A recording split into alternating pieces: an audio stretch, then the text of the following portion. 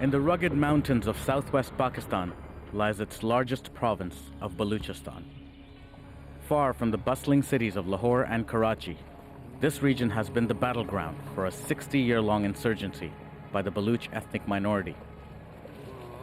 Al Jazeera's Islamabad bureau chief Ahmed Zaidan is heading into the heart of that insurgency. It's been a 7-hour drive, which started from the provincial capital of Quetta.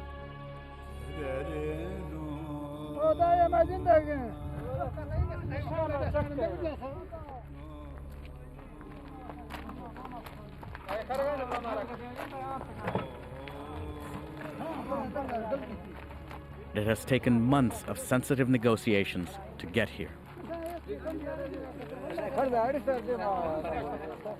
Finally, Al Jazeera gets to meet the Baloch fighters.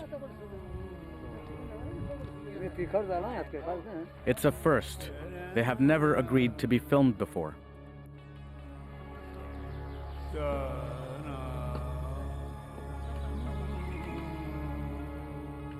As some prepare breakfast, others prepare to receive their leader. The firing of an RPG announces his arrival.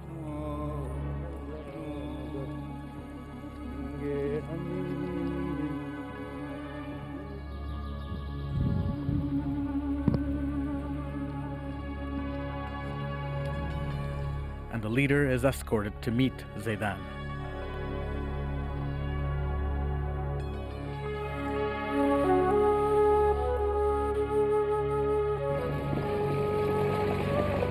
Given the secretive nature of their base, the fighters are wary of allowing cameras to film it.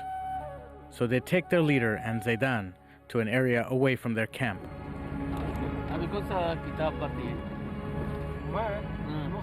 The Baloch uprising against Pakistan's government has received little attention worldwide.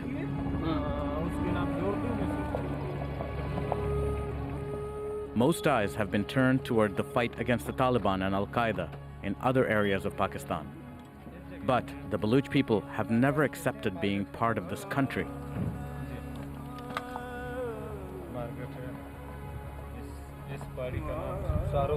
Many of them demand greater control over Balochistan's natural resources and mineral riches.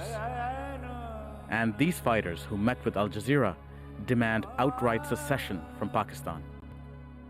हमारा मकसद Bloch कौम की आज़ादी है, पंजाबी तसल्लुत से छुटकारा हासिल करना है और बलोच कौम के लिए एक खुशहाल ज़िंदगी है जिसमें अमन, इंसाफ और बराबरी हो।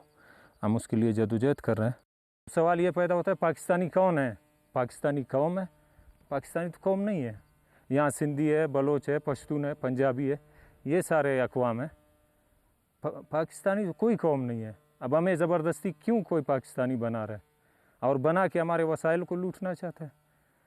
तो यहाँ हम उसके इदारों के ख़िलाफ़ लड़ रहे हैं, जितने भी उसके इंतज़ामी इदारे हैं, चाहे पुलिस है, कोई और इदारे हैं, जो इस लूटमार में उसको तक़वियत दे रहे हैं, जो उसकी ताकत को बढ़ा रहे हैं, हम उनको कमज़ोर कर रहे हैं।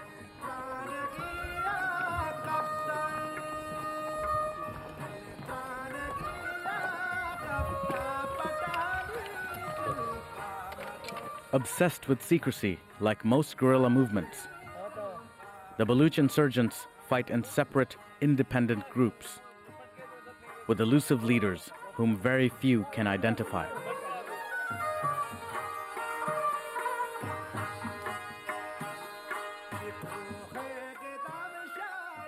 Baloch Khan tells Al Jazeera that it is this secrecy and lack of a command structure that will make sure that the Baloch insurgents are not easily defeated.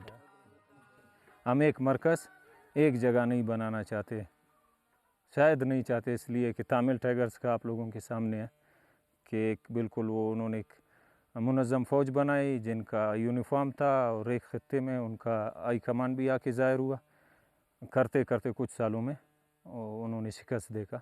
कुछ ऐसे वजूहात हैं, इसी वजह से हो सकता है आगे जाके जब ज़रूरत महसूस होगा हम एक होंगे, एक यूनाइटेड क्यों, हम एक कौम है, हम इस कौम की आज़ादी के लिए लड़ रहे हैं।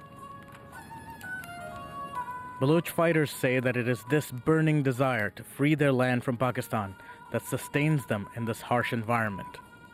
But as they fight for separation, they blame the Pakistani army for instigating the conflict in the first place.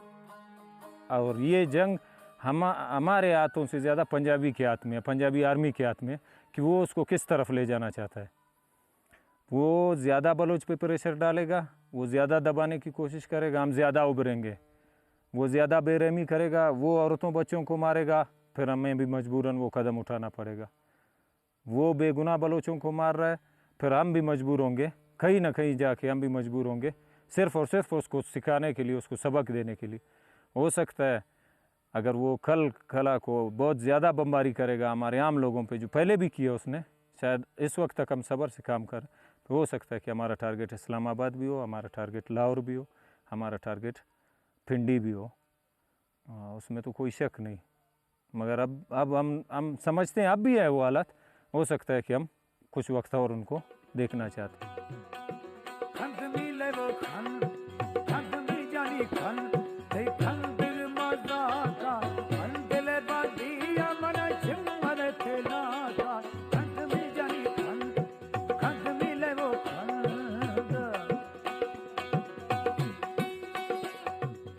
Baluch Khan's ancestors, the Baluch people, traced their roots to ancient tribes from around the city of Aleppo in Syria. They believe these tribes migrated to this region in pre-Christian times. Over the centuries, they say, this rugged landscape sheltered them from numerous invading armies and helped the Baluch people maintain their independence.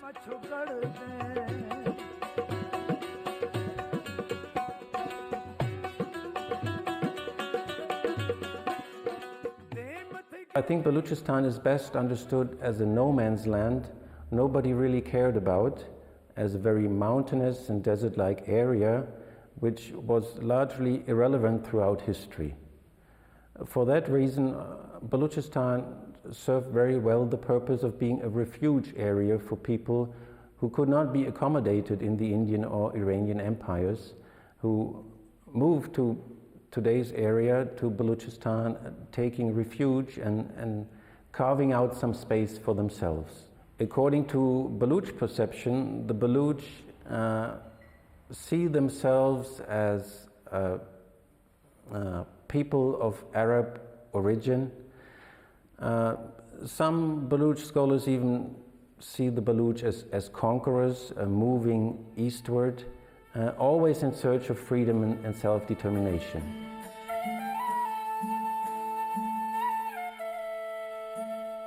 Kalat, the historic capital of Balochistan.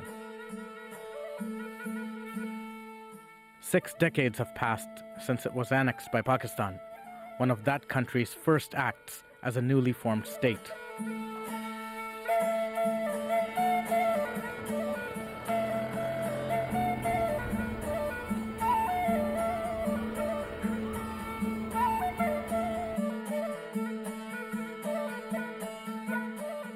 Al Jazeera met with Emir Muhyiddin, a prince of the royal family that ruled Balochistan at the time that Pakistan took over. Muhyiddin says that the only reason Baluch leaders chose to join the new country was a sense of religious obligation. Both sides were Muslim. Because of the backing of the British, and they gave a lot of trouble. Kalat, which represented most of what is Balochistan today and Baluch areas, they were given the choice to either become independent or become part of Pakistan. Both houses of common and the house of upper and lower houses, they voted for independence. Whereas my father, having influence of Islamic, and at that time of the thought that an Islamic republic is being made in Pakistan, he had his preferences that we should have an understanding with Pakistan and then join Pakistan. So during this interim period, force was used, army action in April 1948 was used. You see, Pakistan became independent in August 1947. Balochistan joins Pakistan in April 1948. For this 9-month period, Balochistan was independent. Kalat was independent. Then by force, the instrument of accession was signed, and Pakistan took over the state of Kalat. Balochistan was forcefully occupied, annexed by the Pakistan forces. It wasn't part of Pakistan in 1948. So Pakistani army rolled in Balochistan. Somehow under duress, the Khan of Kalat, who was the head of Balochistan, had to sign an accession treaty.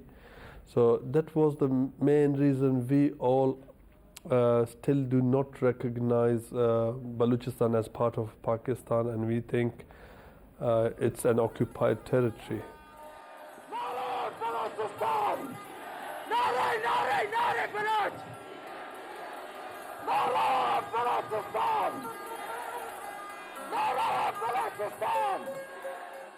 Over the last 6 decades, the Baloch rebellion and Pakistan's suppression of it has claimed thousands of lives. Among the dead are many key leaders of the insurgency.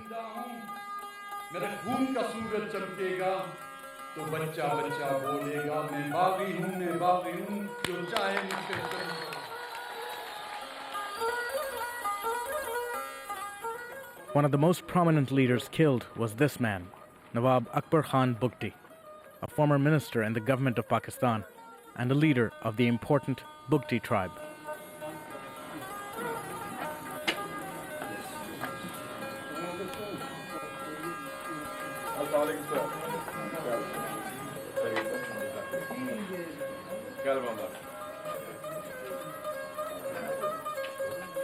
At 80 years of age, he led the rebellion when General Pervez Musharraf was president.